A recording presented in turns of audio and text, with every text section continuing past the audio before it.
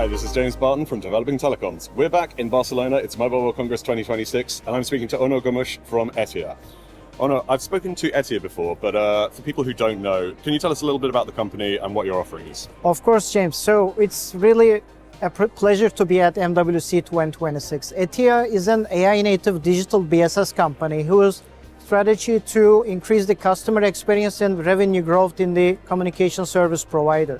So what we do, we help CSPs to transform their transactional systems into intelligent, autonomous growth engines. So this year around, we focus on a concept that's called Agentic BSS, where we introduce that in many places. We are talking about Agentic BSS because we are talking let's say the impact of AI in three main areas, like the autonomous operations to increase the level of autonomy, or the increased level of revenue generation via AI, as well as increasing the customer experience via AI. So these are the three main concepts that we are focusing, and we've been around more than 20 years in the market, as well as have been heavily investing on AI maybe more than 10 years now.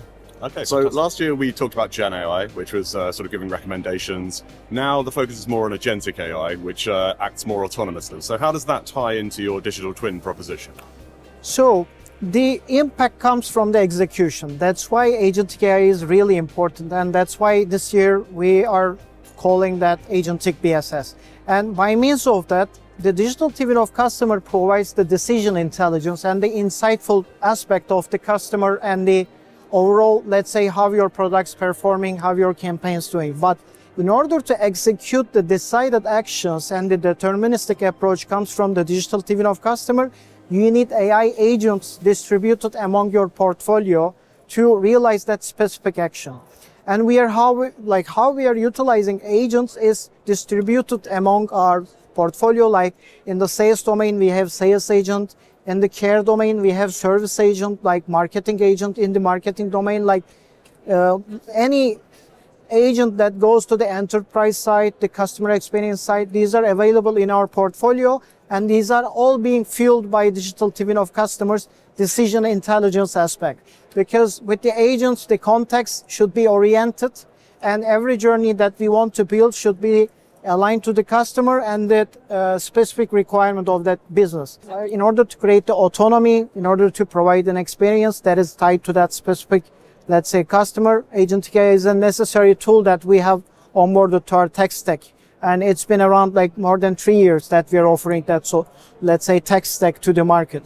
Okay, so there's a clear connection between agentic AI and digital twins. Yeah, exactly. So it sounds like there are a lot of advantages to this model. If in 5 years' time it becomes very mainstream and widely adopted, how do we expect to see customer service evolve? So we expect our core concept, especially the Agentic BSS, to become the mainstream in the coming 5 years, because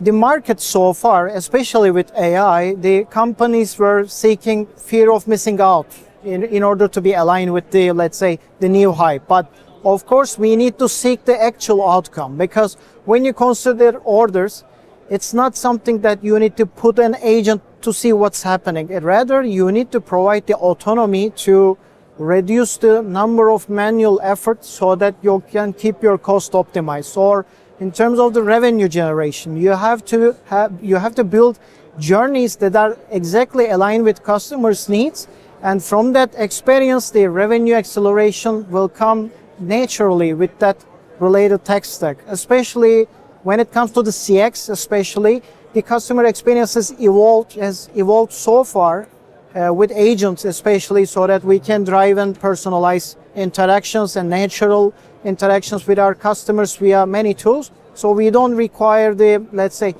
not to say we don't require, rather we are reducing the effort of manual labor, especially to provide a better experience and increase the efficiency in the communication service providers. So that's how we think it will carry it out.